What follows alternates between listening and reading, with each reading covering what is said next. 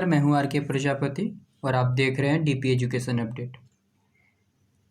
आज हम बात करने वाले हैं लुसेंट के बहुत ही महत्वपूर्ण टॉपिक, जिसे बोलते हैं एक सब्जेक्ट बोल लीजिए, इतिहास पे। और इसमें एक टॉपिक आने वाला है भारत का इतिहास, जो परीक्षाओं की दृष्टि से काफ़ी महत्वपूर्ण हो जाता है। आपको बता दें, इतिहास चाहे आप यूपीएससी का तैयारी कर रहे हो, बीपीएससी का कर रहे हो, या किसी भी अन्य स्टेट पीसीएस का कर रहे हो, एसएससी, सीजीएल या किसी भी चीज़ का तैयारी कर रहे हो, बैंक, रेलवे, ये सारे चीज़ में बहुत ही इम्पोर्टेंट हो जाता है। और आपको पता होगा कि जो लुसेंट है, सामान्य ज्ञान, पढ़ते तो हर कोई होंगे लेकिन समझाने वाले कोई होने चाहिए। ऐसे पढ़ लीजिएगा आज, कल आगे बढ़ जाइएगा, पता चला पीछे वाला भूल जाइएगा। इसके लिए आप अंत तक बने रहें। और मैं आज इतने बेहतरीन तरीके से पढ़ाने वाला हूँ, मज़ा आ जाने वाला है। आप अंत तक बने रहें। और आज भारत का इतिहास का गर्दा उड़ान पढ़ाई करेंगे। चलिए देखते हैं, आगे बढ़ेंगे। भारत का इतिहास आपको बता दें, ये लुसेंट से है। लुसेंट बुक जो आप सामान्य ज्ञान का आप हर कोई जान रहे होंगे। चलिए आगे बढ़ते हैं। देखेंगे हम लोग प्राचीन भारतीय इतिहास के विषय में जो मुख्य जानकारी होती है, ये कहाँ से प्राप्त होती है। प्राचीन भारतीय इतिहास में जो जानकारी है वो 4 वेदांगों से प्राप्त होती है। तो इनमें से कौन कौन है? तो पहला आ जाता है धर्म ग्रंथ, ठीक है, पहला है धर्म ग्रंथ। दूसरा ऐतिहासिक ग्रंथ, वैदिक जो विदेशों का विवरण है उनसे भी प्राप्त होता है। और चौथा हो जाएगा हमारा पुरातत्व संबंधी साक्ष्य। तो एक एक करके हम इस पे डिस्कस करेंगे। धर्म ग्रंथ क्या है, ऐतिहासिक ग्रंथ क्या है, विदेशों का विवरण किस प्रकार का है, और पुरातत्व संबंधी जो साक्ष्य मिले हैं उनसे भारत के इतिहास के बारे में कैसे पता चलता है, इस पे बात करेंगे। और बिल्कुल ही हम लोग बेहतरीन कुछ तस्वीरों के माध्यम से जानने की कोशिश करेंगे, जो आपको हमेशा माइंड में बैठ जाए, सेट हो जाए, ठीक है। चलते हैं, आगे बढ़ते हैं हम लोग। देखिए, धर्म ग्रंथ और ऐतिहासिक ग्रंथ से मिलने वाली जो महत्वपूर्ण जानकारी है, ये कहाँ कहाँ से मिलती है, तो देखते हैं।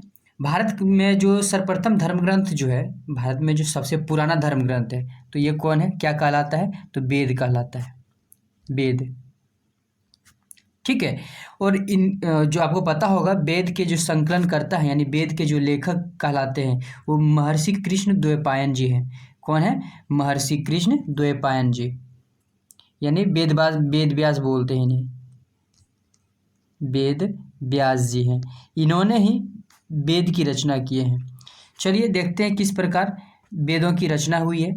आप तस्वीरों के माध्यम से आप देख रहे होंगे, ये वेद व्यास जी हैं, इन्होंने ही वेदों की रचना किए हैं। चलिए,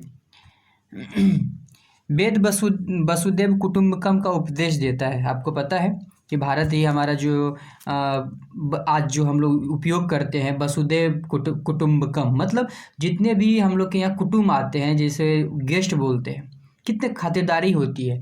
ये संस्कार हम लोगों में कहाँ से आया है? तो ये संस्कार जो हमें वेदों से प्राप्त हुई है। कहाँ से प्राप्त हुई है? तो वेदों से, ठीक है।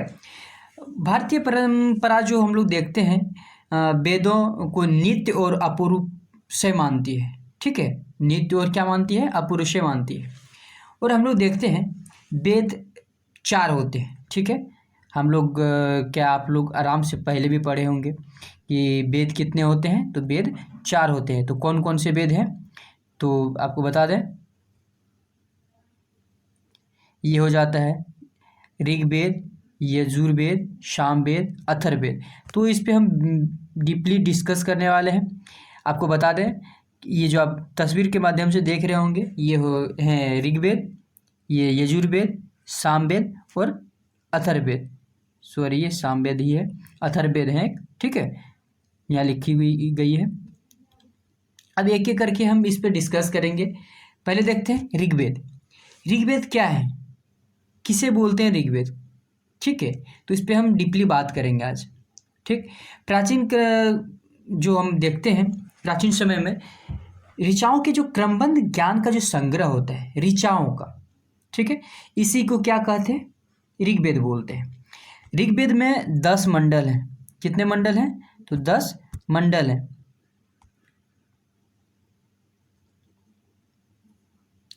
और 1080 सूक्त हैं। अगर सूक्त का बात किया जाए, जो वाल्खील्य पाठ के जो 11 सूक्त हैं, वाल्खील्य पाठ का जो 11 सूक्त हैं, उसको अगर सम्मिलित कर दिया जाए तो कुल 1028 सूक्त हैं। उसके साथ ही 10,462 ऋचाएँ हैं। आपको याद रखना है कि ऋग्वेद में टोटल 10 मंडल हैं, 1028 सूक्त हैं। 10 मंडल, 1028 सूक्त। इसको बारी बारी से आप याद रखेंगे तो याद रहेगा। 10 मंडल, 1028 सूक्त, 10,462, सारा 10-10 वाला है। 10 मंडल, 1028 सूक्त, 10,462 ऋचाएँ हैं।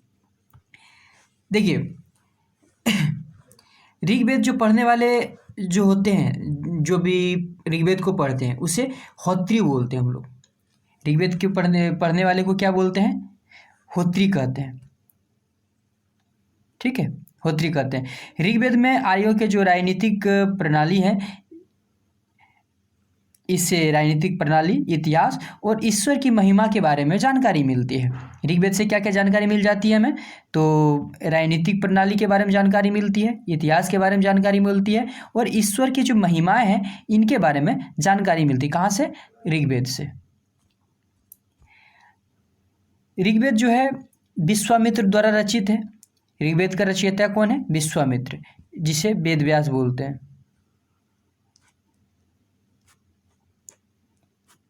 वेद व्यास जी। और स्पेशली हम ऋग्वेद का बात करें, वेद का रचयिता है वेद व्यास, और स्पेशली ऋग्वेद का बात करें तो इनके जो रचयिता हैं वो विश्वामित्र हैं। विश्वामित्र।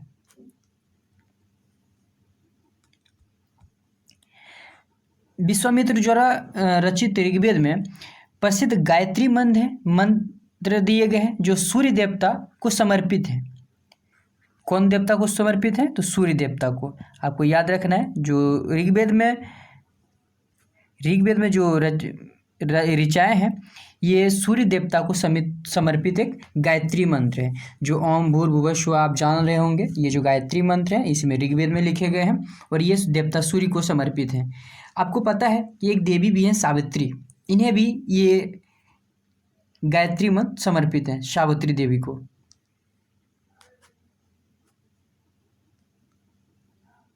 ठीक है। इसमें 9 मंडल, जो इसका 9वां मंडल है, इसमें देवता सोम का भी उल्लेख मिलता है। ऋग्वेद के जो 9वें मंडल हैं, केवा मंडल? 9वां मंडल में देवता सोम का उल्लेख है। ठीक है, आपको ये याद रखना है।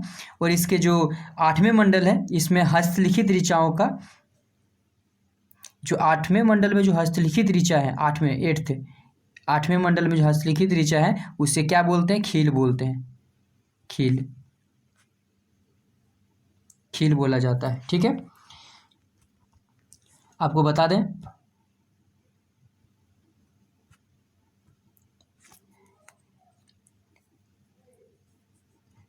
चातुर्वर्ण समाज का जो कल्पना का बात किया जाता है, और इसके जो स्रोत हैं वो ऋग्वेद के 10वें मंडल में वर्णित पुरुष सूक्त से है। ठीक है, ऋग्वेद में जो 10वां मंडल है, इसी मंडल से वर्णित पुरुष सूक्त है।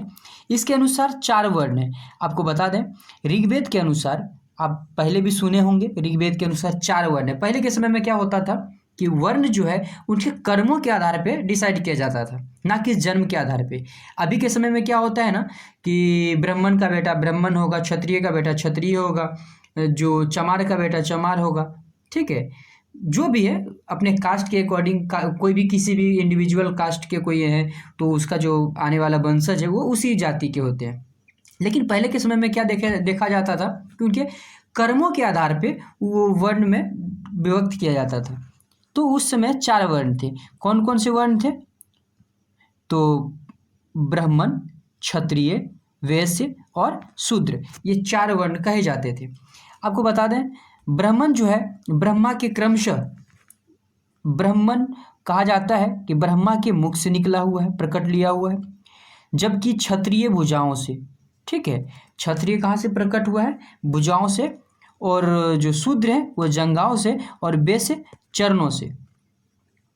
वैश्य जंघाओं से हो जाएंगे और शूद्र चरणों से हो जाएंगे, उत्पन्न हुए हैं। ठीक है, आपको याद रखना है। ब्राह्मण का बात किया जाए वो मुख से। ब्राह्मण क्या करते हैं? पूजा पाठ करवाते हैं। का उसका वैल्यू क्या होता है? मुख से, मुख का वैल्यू होता है, उसका वाणी का वैल्यू होता है। तो आपको बता दें, इसे याद रखना है आपको। ब्राह्मण का जो वैल्यू होता है वो मुख से होता है, तो ब्राह्मण का क्या हो जाएगा? मुख। ठीक है। क्षत्रिय, क्षत्रिय लड़ने के लिए, लड़ने में आगे रहते थे। ठीक है, तो इनको खासकर युद्ध के लिए इनको वर्णित किया गया था। ठीक है, तो क्षत्रिय भुजाओं से, इनके ताकत के लिए जाने जाते थे। तो इन क्षत्रिय को ब्रह्मा के भुजाओं से प्रकट माना जाता है, जबकि शूद्र को ब्रह्मा जी के चरणों से और वेश्याओं को जंघाओं से उत्पन्न माने जाते हैं। ठीक है, आपको याद रखना है। आगे देखते हैं हम लोग। ऋग्वेद के कई परिच्छेदों में प्रयुक्त अधन्य शब्द जो गाय से, देखिए गाय के लिए एक वर्ड यूज किया गया है, अधन्या। अधन्या, अधन्या, जो स्पेशली ऋग्वेद में गाय के लिए ही यूज किया गया है। इसमें गाय को नहीं मारे जाने योग्य पशु माना गया है।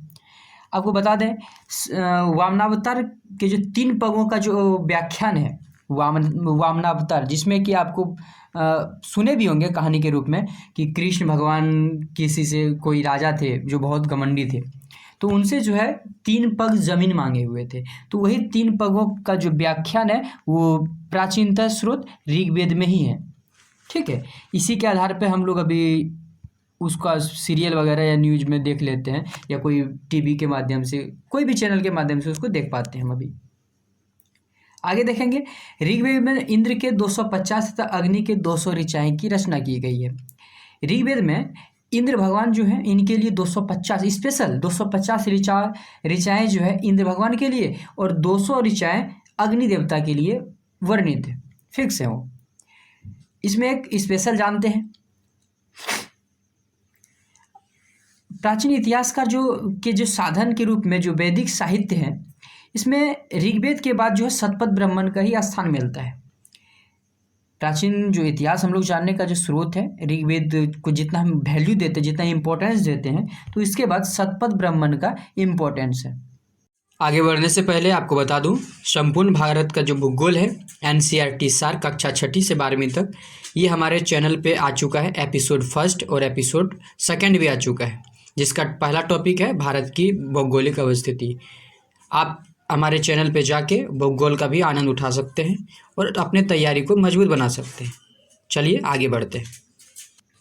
सस्वर पाठ के लिए जो मंत्रों और बलि का समय जो अनुपालन के लिए नियमों का जो संकलन है, जैसे कि अभी भी आप जानते होंगे कि कोई भी बलि पड़ता है या कोई पूजा पाठ होता है, त्यौहार होता है, उस समय जो करते हैं ना, बलि वगैरह देते हैं, तो इसमें इसके समय जो अनुपालन किए जाने वाले जो मंत्र हैं, इसका जो संकलन जो है ऋग्वेद में, यजुर्वेद में कहलाता है।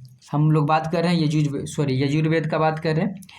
ठीक है, यजुर्वेद में सस्वर पाठ के समय जितने भी मंत्र बोले जाते हैं, या बलि के समय में जितने भी मंत्र बोले जाते हैं, या जो नियम का अनुपालन किया जाता है, इसका जो संकलन है यजुर्वेद में है। ठीक है, और इसके पाठकर्ता जो यजुर्वेद को पढ़ते हैं, जो ये मंत्र पढ़ते हैं, इसके पाठकर्ता को उद्धर्यु कहते हैं। इसको याद रखना है, कभी कभी एग्जाम में पूछता भी है कि यजुर्वेद के पाठकर्ताओं को क्या बोला जाता है, तो यजुर्वेद के पाठकर्ताओं को अध्वर्यु बोला जाता है।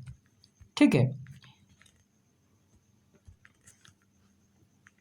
यजुर्वेद में यज्ञों के नियम और विधि विधान का भी संकलन मिलता है। आपको पहले भी बताए थे इसमें कैसे यज्ञ किया जाता है, यज्ञ में गाए जाने वाले जो भी मंत्र हैं, उनका जो संकलन है वो यजुर्वेद में ही मिलता है। और इसमें जो बलि विधि का जो भी बलि होता है, बलिदान दिया जाता है, जैसे कि पहले के समय में देखते थे देवी देवताओं को बलि दिया जाता था, तो उस समय भी जो नियम होता है, नियम के अकॉर्डिंग बलि दिया जाता है, तो जो उस समय जो नियम थे वो भी इसी में वर्णित है। ठीक है, यह एक ऐसा वेद है जो गद और पद, देखिए यजुर्वेद ही एक ऐसा वेद है जो कि गद्य और पद्य दोनों में वर्णित है। गद्य और पद्य, जो आप कविता वगैरह पढ़े होंगे वो गद्य और पद्य में होता है, उसी तरह यजुर्वेद भी गद्य और पद्य में है। अब बात करते हैं हम लोग सामवेद। ठीक है, सामवेद में देखेंगे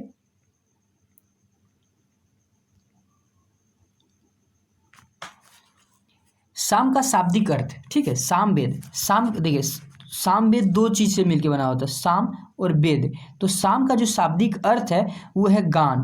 क्या है? गान। साम का शाब्दिक अर्थ क्या है? गान। मुख्यतः जो जो हम जानते हैं कि वेदों में जो मुख्यतः यज्ञों के अवसर पर गाए जाते थे, यज्ञ के अवसर पर कोई गाना गाते थे यज्ञ में। ठीक है, तो इसका जो संकलन है, इस ऋचाओं को मंत्रों के रूप में जो संकलन मिलता है वो सामवेद में ही मिलता है। आपको बता दें, इसके पाठकर्ता को आप अभी तक सबके पाठकर्ता देखे होंगे। ऋग्वेद के पाठकर्ता को होत्री बोलते थे, जबकि यजुर्वेद को पाठकर्ता यानी यजुर्वेद पढ़ने वाले को उद्धर्यु को कहते थे, और सामवेद को पढ़ने वाले को क्या बोलते हैं? देखिए यहाँ पे उद्रात्री बोला जाता है। ठीक है, सामवेद के पढ़ने वाले को क्या बोलते हैं? उद्राती बोला जाता है। इसे भारतीय संगीत का भी जनक कहा जाता है। अभी जो सा रे गा मा पा जो हम लोग यूज करते हैं, उसका जो मेन जनक कहाँ है, कहाँ से वो आया हुआ है, वर्ड कहाँ से आया, अभी जो हम लोग जितने भी यूज करते हैं वो वर्ड कहाँ से आया? तो सा रे गा मा पा ये सब सामवेद से ही लिया गया है। ठीक है, आगे देखेंगे हम लोग। यजुर्वेद और सामवेद में किसी भी विशिष्ट ऐतिहासिक घटना का वर्णन नहीं मिलता है। यजुर्वेद में भी आपने देखा होगा कि बलि और जो भी यज्ञ के समय जो मंत्रों का अनुपालन होता था, जो विधि विधान का अनुपालन होता था, वो यजुर्वेद में मिलता है, जबकि इससे भारतीय इतिहास के बारे में जानकारी नहीं मिलती है। सामवेद में भी क्या होता है ना कि यज्ञों के समय जो गाए जाने वाले गान थे, जो मंत्र थे, उसको गान के रूप में संकलन मिलता है सामवेद में। तो हम कह सकते हैं कि सामवेद में भारतीय इतिहास के बारे में सामवेद और यजुर्वेद से कोई जानकारी नहीं मिलती है। ठीक है, अब बात करेंगे हम लोग अथर्ववेद के बारे में। ठीक है, अथर्ववेद क्या है ना, अथर्वा ऋषि, आप जानते होंगे कि अथर्वा ऋषि थे, उनके द्वारा ये लिखी गई है। अथर्वा ऋषि किनके द्वारा?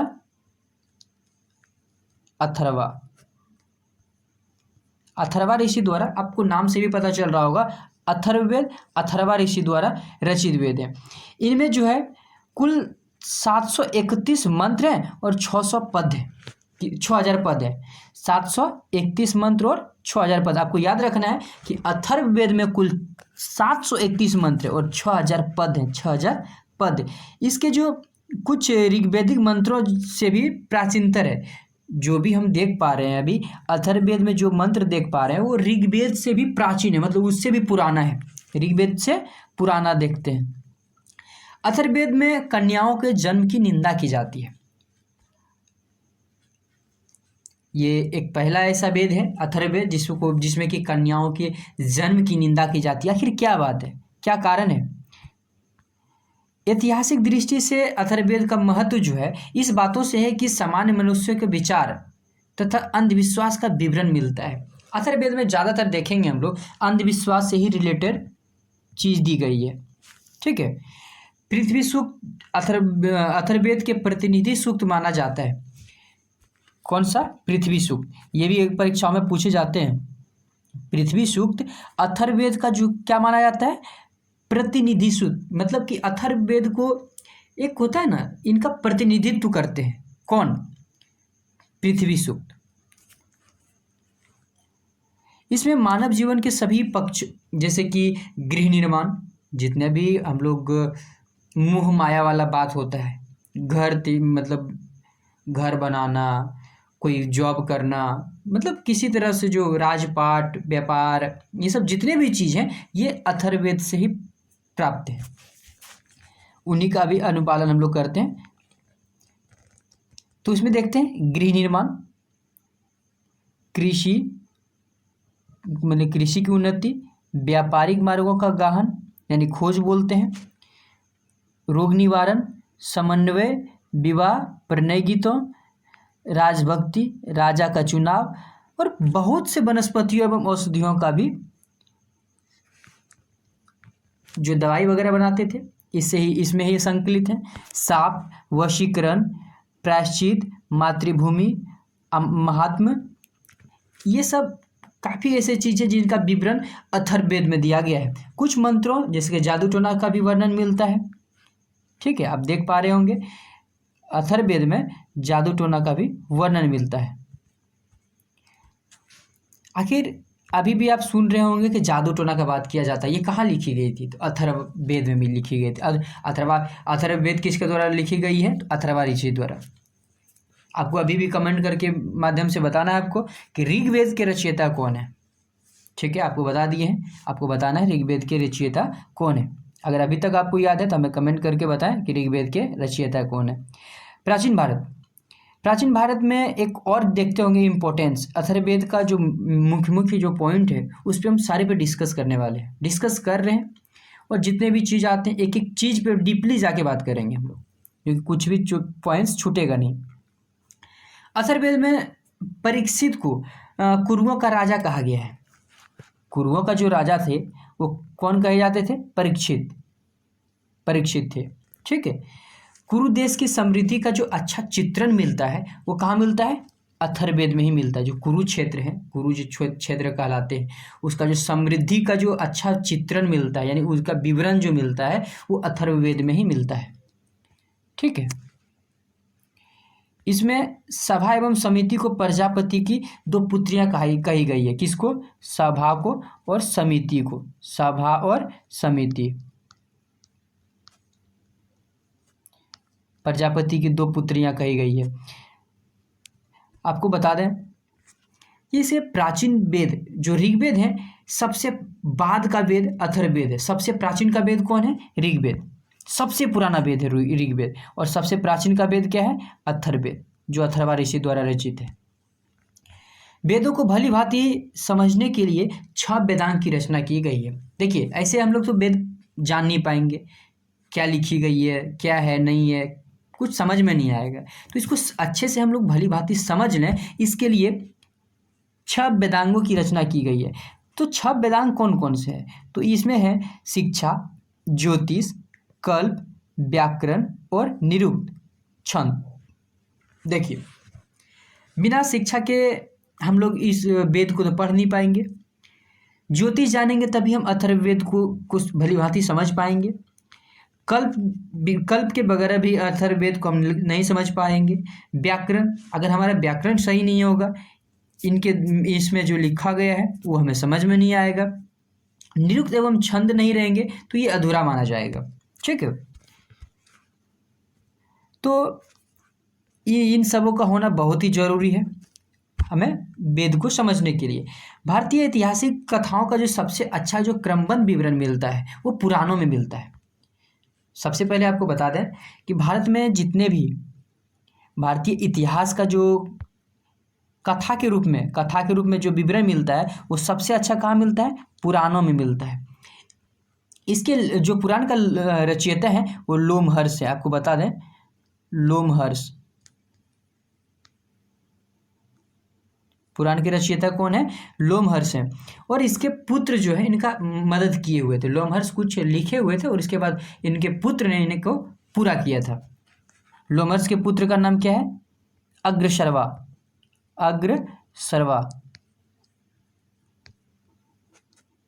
अग्रशर्वा।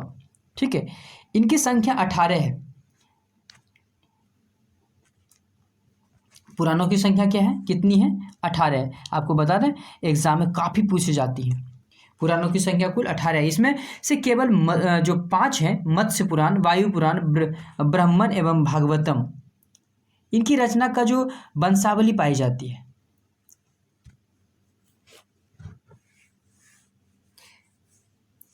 राजाओं की जितने भी वंशावली थी इसमें कहाँ पाए जाते हैं? भागवत में। आपको बता दें पुराणों में मत्स्य पुराण सबसे प्राचीन है। जो सबसे पुराना जो पुराण बोलते हैं वो मत्स्य पुराण है, और सबसे बाद का जो पुराण है उसे प्रामाणिक माना जाता है। सॉरी, मत्स्य पुराण को सबसे प्रामाणिक माना जाता है। अधिकतर पुराण सरल संस्कृत श्लोक में लिखे गए हैं। पुराण ज़्यादातर जो लिखे गए हैं वो संस्कृत में लिखे गए हैं। आपको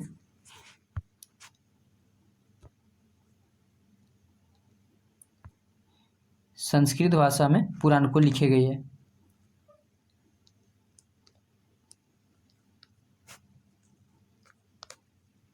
संस्कृत भाषा में, ठीक है।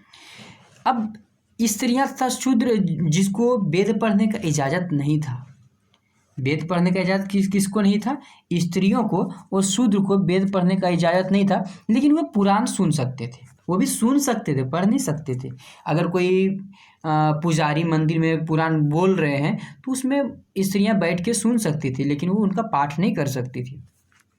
तो आगे हम बता सकते हैं कि जो पुराण है वो पाठ करते थे मंदिर में। जो पुजारी हैं वो पुराण का पाठ करते थे।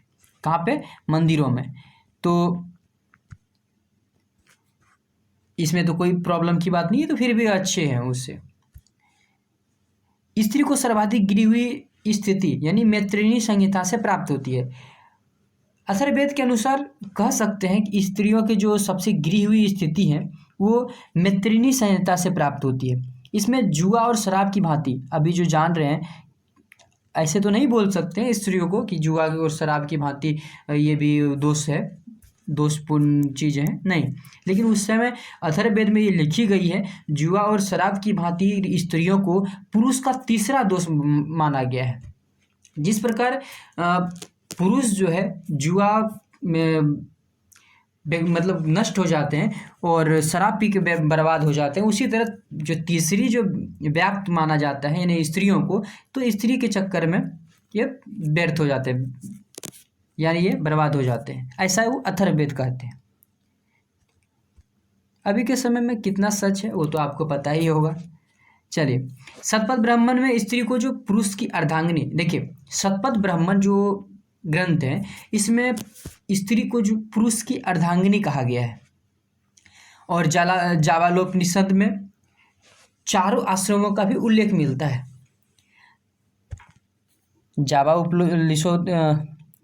उपनिषद में क्या मिलता है? 4 आश्रमों का उल्लेख मिलता है। स्मृति ग्रंथों में सबसे प्राचीन एवं प्रामाणिक इस मनुस्मृति मानी जाती है। स्मृति ग्रंथों में सबसे प्राचीनतर क्या मानी जाती है? तो मनुस्मृति। आपको ये याद रखना है, मनुस्मृति मानी जाती है, ठीक है। यह शुंग काल का मानक ग्रंथ है। शुंग काल में जो ग्रंथ की बात कही जाती है, यानी तो इसे बोला जाता है किसे? स्मृति ग्रंथ को, ठीक है। नारद स्मृति गुप्त युग के समय में जानकारी प्रदान करती है। आपको बता दें, देखिए शुंग काल की जानकारी कौन देता है? शुंग काल की जानकारी स्मृति ग्रंथ देती है, स्मृति ग्रंथ। जबकि आपको बता दें, नारद स्मृति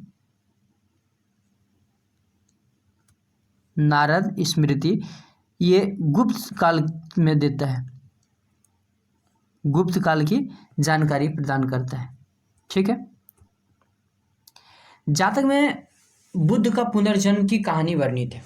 जो जातक कथाएं जो हम लोग जानते हैं, ठीक है, आपको बता दें जातक कथाएं में बुद्ध भगवान के पूर्ण जन्म की भी कहानी मिलती है। और हीनयान का जो प्रमुख ग्रंथ है कथावस्तु, हीनयान का प्रमुख ग्रंथ कौन है? कथावस्तु,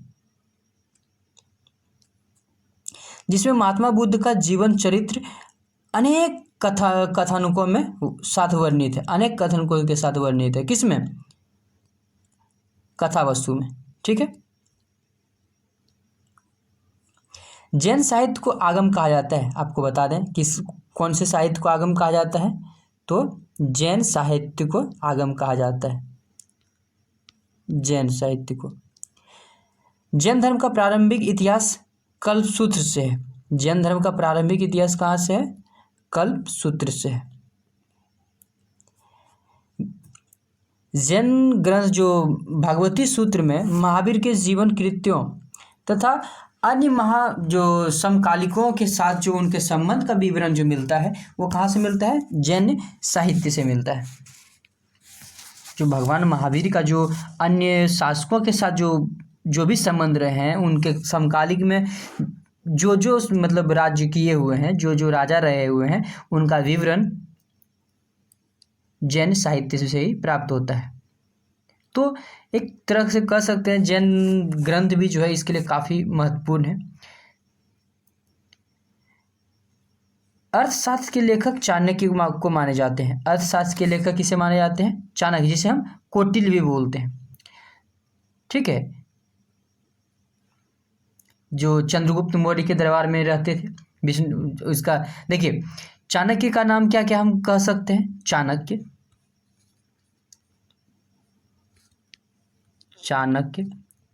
कौटिल्य,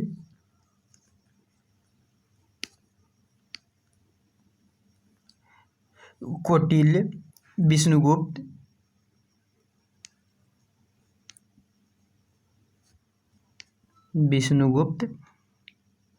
ये सभी चाणक्य के ही नाम हैं। ठीक है, ये मौर्यकालीन इतिहास की जानकारी प्राप्त होती है यहाँ से। और इनके जो अनुवादक हैं वो श्याम शास्त्री जी हैं। श्याम शास्त्री इनके अनुवादक हैं। अब संस्कृत साहित्य में ऐतिहासिक जो घटनाओं को क्रमबद्ध लिखने का जो सर्वप्रथम प्रयास किया गया वो कलहन जी के द्वारा किया गया है। संस्कृत में जो इतिहास का जो क्रमबद्ध जानकारी है वो कलहन ये परीक्षाओं में पूछे जाते हैं। ठीक है, कलहन के द्वारा सर्वप्रथम प्रयास किया गया था। कलहन द्वारा जो रचित राजतरंगिणी है वो 8 तरंग, उसमें 8 तरंग लिखी गई है। राजतरंगिणी में कुल कितने तरंग हैं? तो 8 तरंग बोले जाते हैं, जिसका संबंध कश्मीर का इतिहास से है। कश्मीर के इतिहास के बारे में जो जानकारी प्राप्त होती है वो कहाँ से है? तो कलहन द्वारा रचित पुस्तक राजतरंगिणी से। आपको बता दें, ये इन सभी से जितने भी रिलेटेड आपको टॉप पॉइंट्स बता रहे हैं वो काफ़ी इम्पोर्टेंट हो जाते हैं। देखिए, लुसेंट जो सामान्य ज्ञान में जितने भी पॉइंट्स दिए हुए हैं वो परीक्षाओं की दृष्टि से ही देख के दिए गए हैं। एक्स्ट्रा चीज़ कुछ भी नहीं दिया गया है और कम भी कुछ भी नहीं दिया गया है। मतलब आप किसी भी चीज़ का तैयारी करते हैं, किसी भी परीक्षाओं का तैयारी करते हैं तो ज़्यादातर चांस होता है, लगभग 90 to 95% प्रश्न जो है ये लुसेंट से ही दिया जाता है। अगर इस पर आप अच्छे से कमांड कर लें, भूलते भी अगर 80% भी अगर आप बना देते हैं तो आपका कोई भी एग्ज़ाम आसानी से निकल जाएगा। आप कोशिश कीजिए ध्यानपूर्वक पढ़ने का। ठीक है, आगे बढ़ते हैं हम लोग। अष्टाध्यायी जो हम लोग जानते हैं, संस्कृत भाषा का जो व्याकरण है, व्याकरण का जो प्रथम पुस्तक है अष्टाध्यायी, इनके लेखक जो है पाणिनि हैं। अष्टाध्यायी के लेखक कौन है? पाणिनि।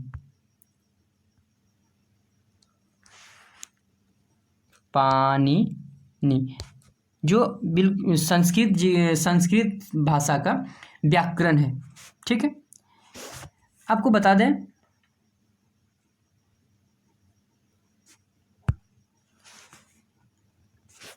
इससे जो है मौर्य से पहले जो पुस्तक है अष्टाध्यायी, इसमें जो अष्टाध्यायी जो संस्कृत व्याकरण जो है, इसमें मौर्य युग से जो पहले का इतिहास है और मौर्य युगीन जो राजनीतिक व्यवस्था है इसकी जानकारी प्राप्त होती है। मौर्यों के समय जितने भी जिस प्रकार से राजनीतिक व्यवस्था थी, किस प्रकार से प्रशासनिक व्यवस्था थी, इसके बारे में जो जानकारी प्राप्त होती है वो अष्टाध्यायी से प्राप्त होती है। अब बात करते हैं संस्कृत साहित्य में ऐतिहासिक घटनाओं को क्रमबद्ध लिखने का सर्वप्रथम प्रयास कलहन द्वारा किया गया था। कलहन द्वारा रचित जो राजतरंगिणी है उसमें 8 तरंग है, ये आपको बता चुके हैं। और आगे देखते हैं हम लोग, अरबों की सिंध विजय का वृत्तांत जो है वो चचनामा में लिखी गई है। अरबों का जो सिंध विजय है, अरबों द्वारा जो सिंध किसको बोलते हैं? पाकिस्तान के क्षेत्र में जो पड़ता है सिंधु नदी के तट पे, उसे सिंध बोलते हैं। उस क्षेत्र को क्या बोलते हैं? सिंध बोला जाता है। और इसको जीतने का जो सर्वप्रथम जो चर्चा मिलती है वो चचनामा में मिलती है, जिसके लेखक हैं लोमहर्ष। सॉरी, चचनामा के लेखक हैं अली अहमद। सॉरी, चचनामा के लेखक कौन है? अली अहमद। ठीक है, अब देखते हैं कात्यायन की जो गार्गी संहिता है, ये ज्योतिष ग्रंथ। कात्यायन की गार्गी संहिता क्या है? ज्योतिष ग्रंथ है, ज्योतिष ग्रंथ। फिर भी इसमें भारत पर होने वाले यवन आक्रमण का भी उल्लेख मिलता है। देखिए, है ज्योतिष ग्रंथ, ज्योतिषों से रिलेटेड इसमें चीज दिए गए हैं, लेकिन इसमें भारत पर हुए यमन आक्रमणों के बारे में जानकारी प्राप्त होती है। पतंजलि पुष्यमित्र शुंग के पुरोहित थे। पतंजलि कौन थे? पुष्यमित्र शुंग, यानी शुंग शासक के समय में, शुंग शासक के समय में पतंजलि इनके पुरोहित थे। इसके द्वारा जो महाभाष्य है, शुंगों के इतिहास का पता चलता है। इनके द्वारा जो लिखे गए पुस्तक हैं, इससे शुंग के इतिहास के बारे में पता चलते हैं। ठीक है, तो इनके द्वारा कौन से लिखे गए थे?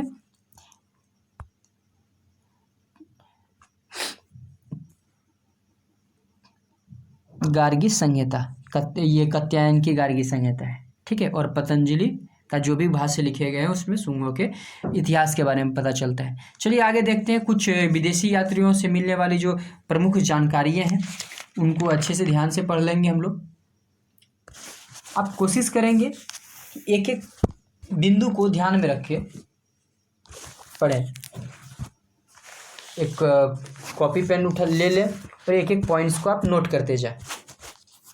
तो सबसे पहले हम देखेंगे यूनानी रोमन लेखक के बारे में। तो यूनानी रोमन लेखक में सबसे पहला नाम आ जाता है टेसियस का।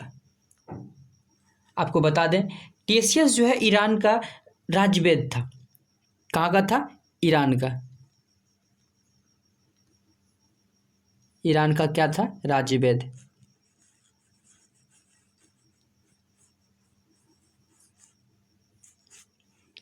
ये ईरान के राजवेद थे। जो इनका जो संबंध है वो काफ़ी, भारत के संबंध में इसका संबंध काफ़ी आश्चर्यजनक है। आश्चर्यजनक होने की वजह से इसे लोग नहीं मानते हैं। देखिए, ऐसे ऐसे शब्द ही लिखे गए, ऐसे ऐसे चीज़ लिखे गए जो बहुत ही आश्चर्यपूर्ण है। इसी के वजह से इनके कहानियों को अविश्वसनीय माना जाता है। चलते हैं, इसी के क्रम में आगे की बात करेंगे। दूसरा हम नाम देखते हैं यूनानी रोमन लेखक में हेरोडोटस। इसे इतिहास का पिता कहा जाता है। आपको बता दें, हेरोडोटस को क्या कहा जाता है? इतिहास का पिता, पिता ऑफ, फादर ऑफ हिस्ट्री। इतिहास का पिता कहा जाता है हेरोडोटस को। आपको बता दें, 5वीं शताब्दी में जो भारत फारस का जो संबंध रहा है, इसके बारे में जो वर्णन मिलता है वो इन्हीं के इतिहास से मिलता है, हेरोडोटस के इतिहास से।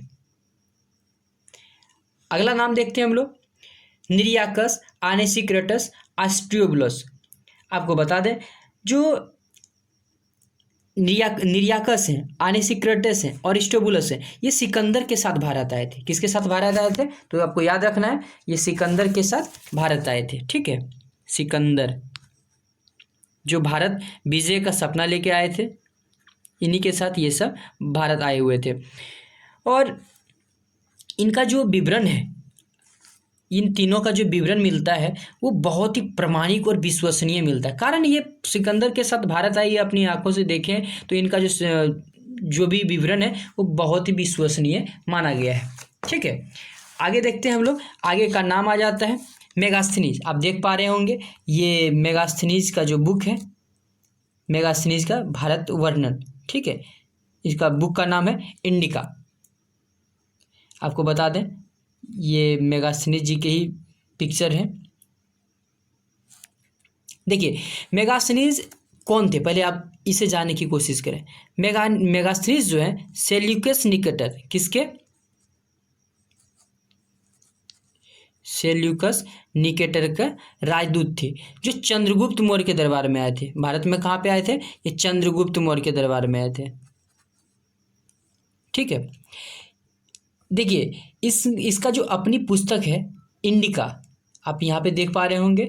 इंडिका में जो मध्ययुगीन समाज का जो और संस्कृति का जो विषय में जानकारी दिए गए हैं वो मेगास्थनीज द्वारा दिए गए हैं। ठीक है, आगे हम लोग बात करेंगे डायमेकस। देखिए, सीरियन नरेश को आप जानते होंगे, जिनका नाम है आंतियोकस। आंतियोकस, ये आंतियोकस के ही राजदूत के रूप में थे।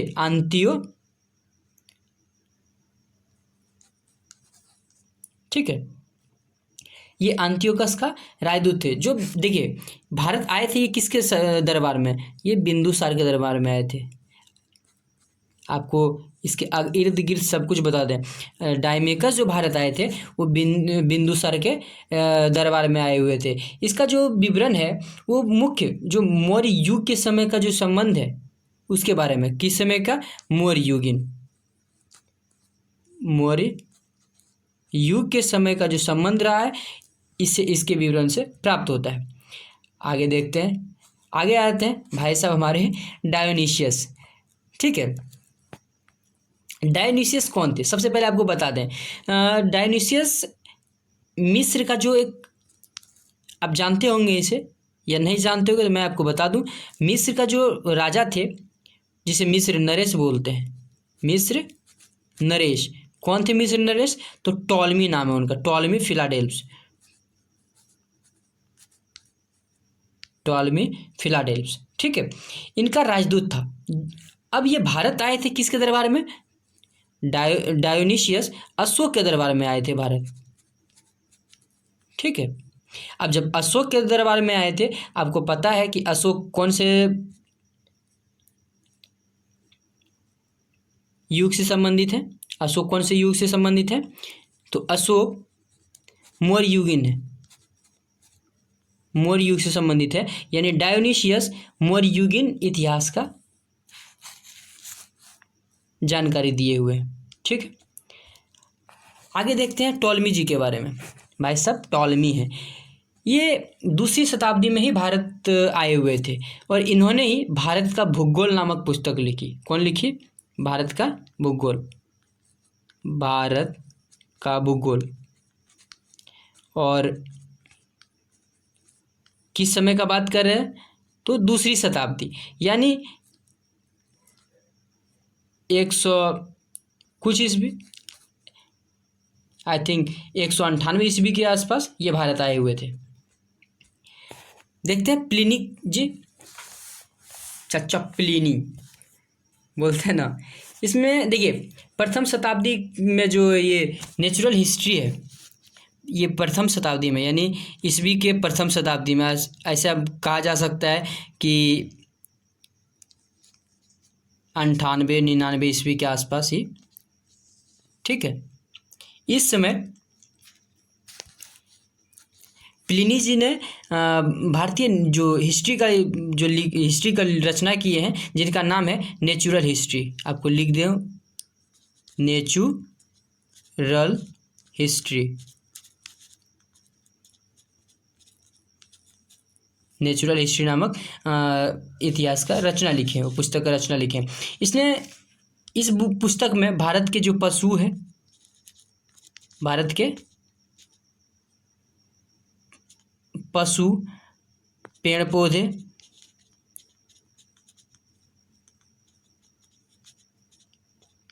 पशु, पेड़ पौधे, खनिज, खाद्य, ये सब के बारे में विवरण दिए गए हैं इसमें।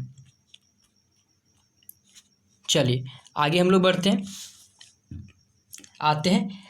देखिए कितना बड़ा नाम है इनका, Periplus the Erythraean Sea, Periplus the Erythraean Sea. आपको बता दें ये करीब 80 ईसा पूर्व में जो हिंद, जो पेरिप्लस ऑफ द इरिथ्रियन सी है, ये लगभग 80 ईसा पूर्व में, 80 ईस्वी में ये कहाँ आए थे, हिंद की यात्रा पे आए थे, हिंद महासागर की यात्रा पे। ठीक है, इसने अपने समय में जो भारत के बंदरगाह हैं, अब देखिए हिंद महासागर यानी समुद्र की रचना, मतलब यात्रा में आए थे, समुद्र द्वारा आए थे। तो ये अपने समय के जो तट रेखा है यानी भारतीय तट के और बंदरगाहों के बारे में ये जानकारी दिए हैं। ठीक है, और इनके ये एक पुस्तक लिखे, लेकिन उनका अभी तक कोई नाम का पता नहीं चल पाया है कि पेरिप्लस ऑफ द एरिथ्रियन सी के द्वारा कौन सी पुस्तक लिखी गई। लेकिन उस पुस्तक में ये पता है कि 80 ईसा पूर्व में जब वो समुद्री यात्रा पे आए थे, हिंद महासागर की यात्रा पे, उस समय भारत के बंदरगाहों के बारे में, बंदरगाह और वहाँ पे जो व्यापार होते थे उनके बारे में विवरण दिए गए हैं। अब देखते हैं कुछ चीनी लेखक के बारे में। ठीक है, चीनी लेखक में आ जाते हैं फाहियान। ये काफ़ी महत्वपूर्ण है फाहियान। अब देखते हैं फाहियान का कारनामा। देखिए, फाहियान जो भारत आए थे वो गुप्त नरेश के समय, गुप्त काल में आए हुए थे। गुप्त काल में कौन से राजा थे उस समय? तो चंद्रगुप्त द्वितीय। कौन थे? चंद्रगुप्त द्वितीय। ठीक है, इन्हीं के समय में फाहियान भारत आए थे। इसने जो है अपने विवरण में कहाँ का? मध्य प्रदेश का। इसने अपने समय में मध्य प्रदेश की जनता को सुखी एवं समृद्ध बताया था। क्या बताया था? सुखी और समृद्ध।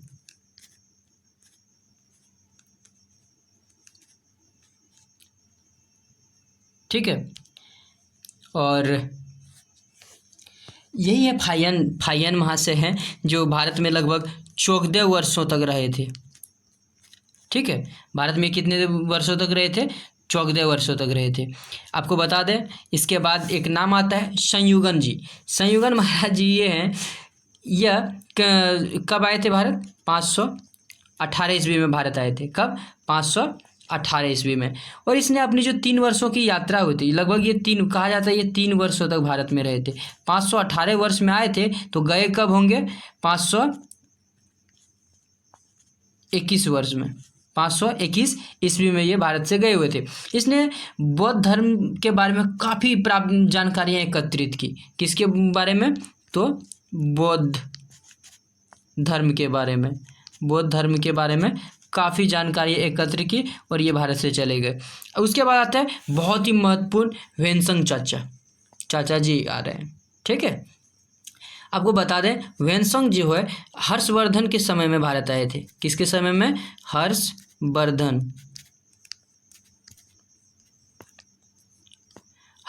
के समय में भारत आए थे।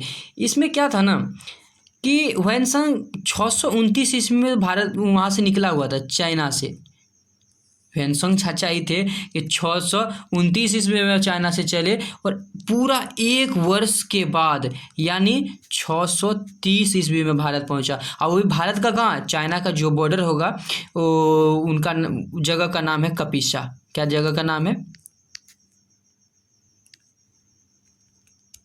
आपको बता दें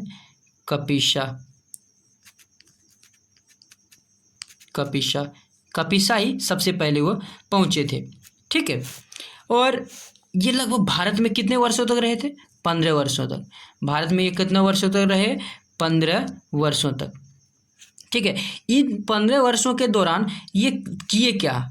देखिए, बिहार जो राज्य है, बिहार के नालंदा विश्वविद्यालय, कहाँ पे? नालंदा यूनिवर्सिटी में पढ़ाई की। और इस पढ़ाई करने के दौरान जो है काफ़ी बौद्ध ग्रंथों के बारे में जानकारी एकत्र की। भारत से ये बौद्ध ग्रंथों को एकत्र कर ले जाने के लिए आए थे। इनका जो मुख्य पर्पस था वो भारत से क्या चीज़ लेके जाने के लिए आए थे? तो बौद्ध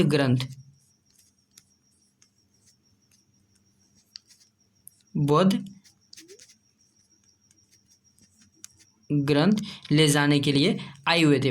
देखिए, ये एक जो ह्वेनसांग चाचा जी हैं, ये अपनी एक रचना भी लिखी है, जिनके रचना को हम लोग सीयूकी के नाम से जानते हैं। क्या जानते हैं? सीयूकी।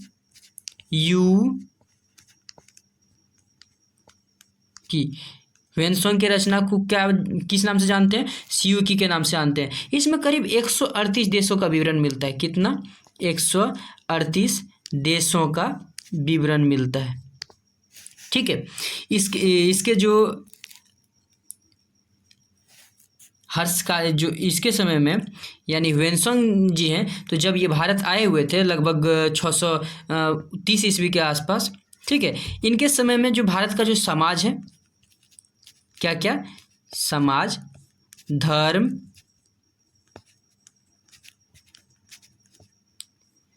समाज, धर्म और राजनीति के बारे में वर्णन किया गया। किसमें? सीयूकी में। सीयूकी जो इनका जो पुस्तक है इनमें इनका विवरण किया गया है। इसके अनुसार जो है, जो सिंध का राजा थे, आपको बता दें, सिंध, इनका सिंध का राजा क्या थे? शूद्र थे। शूद्र किसके अनुसार से? तो वेनसोंग चाचा के अनुसार से सिंध का राजा शूद्र थे। देखिए, वेनसोंग ने पूजा पाठ भी करते थे। तो किनका किनका पूजा पाठ किए थे ये भी आपको बता दूं। वेनसोंग ने बुद्ध की प्रतिमा का पूजा किए थे। किसका? बुद्ध की प्रतिमा। और इसके साथ साथ सूर्य देवता का भी पूजा किए थे। सूर्य और शिव जी के प्रतिमा का पूजा किए हुए थे। किसने? वेनसोंग ने। ठीक है।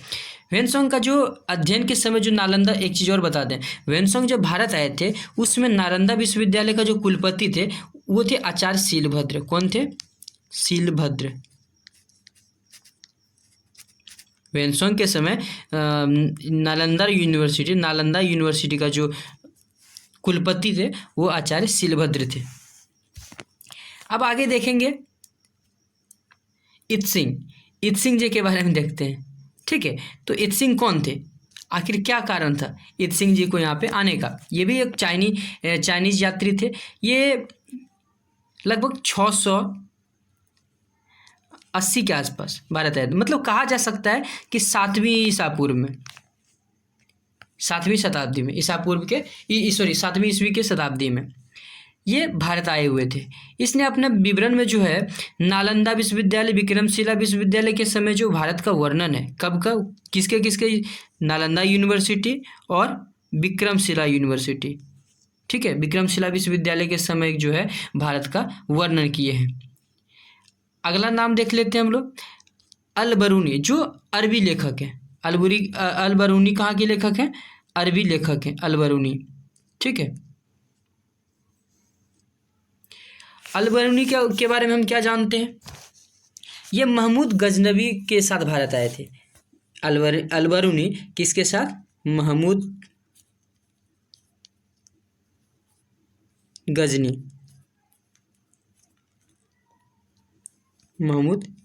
गजनी के साथ भारत आए हुए थे। ठीक है। चलिए आगे देखते हैं। और इनके बारे में कोई देखिए, अल बरूनी के बारे में मैं आपको बता दूं, इसने अपने एक पुस्तक लिखे थे, किताब उल हिंद। किताब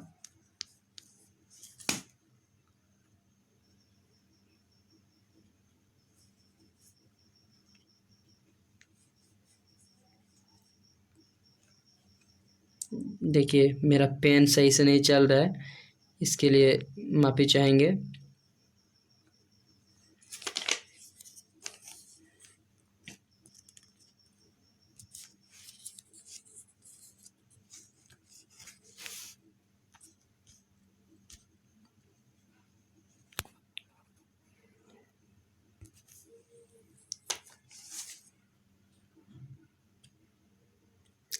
देखिए, अल बरूनी का जो प्रमुख जो किताब है, जिनका नाम है किताब उल हिंद या तहकीक ए हिंद, हम बोल सकते हैं किताब हिंद या तहकीक ए हिंद। तहकीक ए हिंद, हिंदी में इनका अर्थ क्या हो जाता है? तो भारत की खोज। और आपको बता दें, जो अभी के समय में भी इतिहासकारों के लिए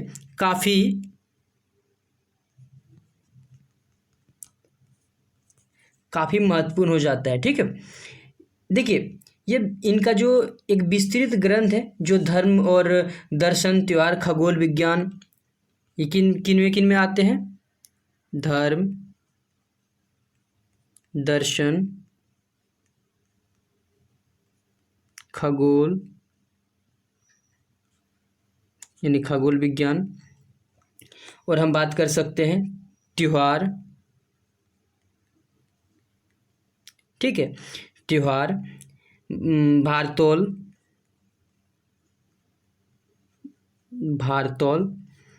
और क्या कर सकते हैं, जैसे कि मापन विधि, मापन विधि, और क्या बोल सकते हैं, मूर्तिकला। देखिए मूर्तिकला भी यहाँ से ही प्राप्त होता है, इनके बारे में जानकारी। ठीक है, मूर्तिकला जैसे कि कानून हो गया, मापतंत्र हो गया,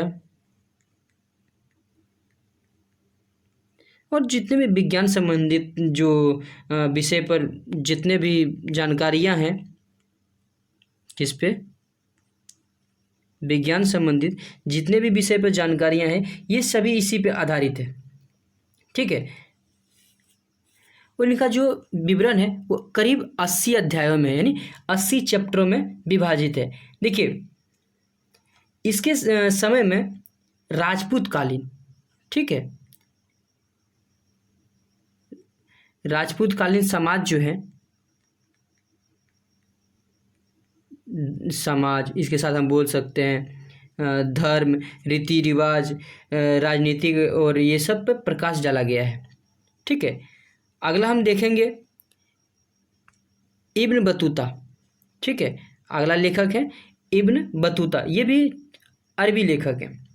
इसके द्वारा अरबी भाषा में लिखा गया है, क्या लिखा गया है, अरबी भाषा में जो एक रचना है इनका, जिसे रेहला बोलते हैं, रेहला।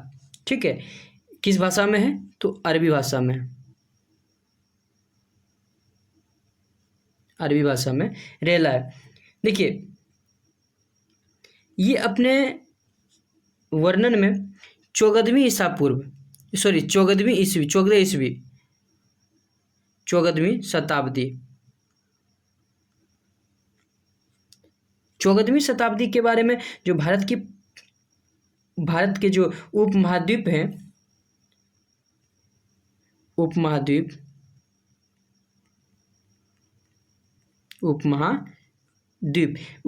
के जो सामाजिक सांस्कृतिक जीवन का जो विषय में जो बहुत ही प्रचुर मात्रा में जो जानकारियाँ होती है, ये यहीं से मिलता है।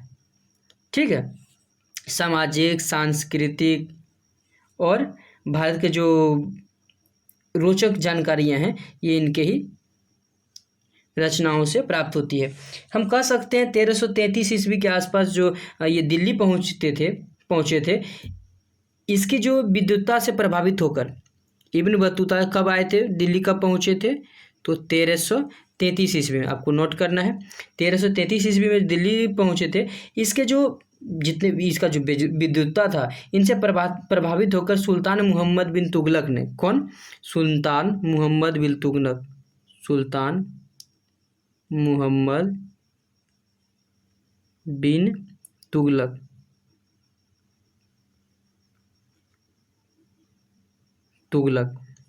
मोहम्मद बिन तुगलक ने इन्हें दिल्ली का काजी, कहाँ का काजी, दिल्ली का काजी नियुक्त किया था। ठीक है, चलिए आगे देखते हैं। जो अन्य लेखक हैं जैसे कि तारानाथ, अब तारानाथ के बारे में कुछ देखते हैं। तारानाथ तिब्बती लेखक थे। कहाँ के लेखक थे तारानाथ? तिब्बत के लेखक थे, तिब्बत के थे। आपको पता है नेपाल के ऊपर उत्तर साइड में जो भी है वो तिब्बत है, वो तिब्बत ही कहलाते हैं।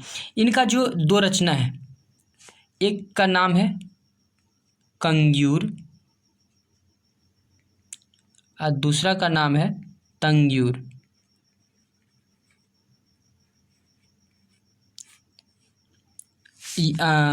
कंग्यूर और तंग्यूर, इनसे ही भारत के बारे में जानकारी प्राप्त होती है। कंग्यूर और तंग्यूर से भारत के बारे में जानकारी, काफ़ी सारी जानकारी भारत की प्राप्त हो जाती है। ठीक है, भारत की जानकारी प्राप्त होती है। आपको बता दें एक और लेखक हैं मार्को पोलो। ठीक है, मार्को पोलो के बारे में आपको बताना है कि ये भारत कब आए थे, भारत कब आए थे, ये भारत कब आए थे।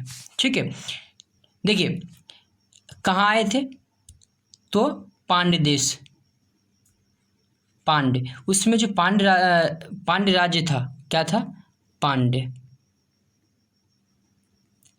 राज्य वो पहुंचे थे, पांड्य देश जिसको बोलते थे। ठीक है, इसका विवरण जो है पांड्यों के समय में पांड्यों के समय का इतिहास का अध्ययन प्राप्त होती है इनके विवरण से।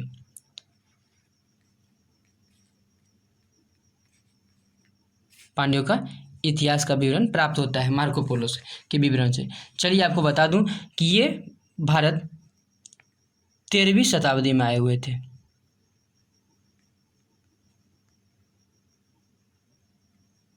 ये भारत 13वीं शताब्दी में आए हुए थे। ठीक है, चलिए यहाँ तक बने रहने के लिए बहुत बहुत धन्यवाद। और ऐसे ही एपिसोड से जुड़ने के लिए अभी हमारे चैनल को जरूर सब्सक्राइब कर लें, जिससे कि लुसेंट का जो सामान्य ज्ञान है ये पढ़ तो हर कोई लेता है लेकिन समझ में नहीं आता। हमने जो आपको समझाने की कोशिश किए हैं, इसके लिए सबसे पहले कम से कम एक लाइक तो बनता है, एक लाइक कर दें और कोशिश करें इस सेशन को ज़्यादा से ज़्यादा शेयर करें, अपने जितने भी मित्र हैं, साथी हैं, उनके पास ये सब पहुँचाएँ। ठीक है, चलिए बहुत बहुत धन्यवाद, मिलते हैं फिर अगले क्लास में। All the best.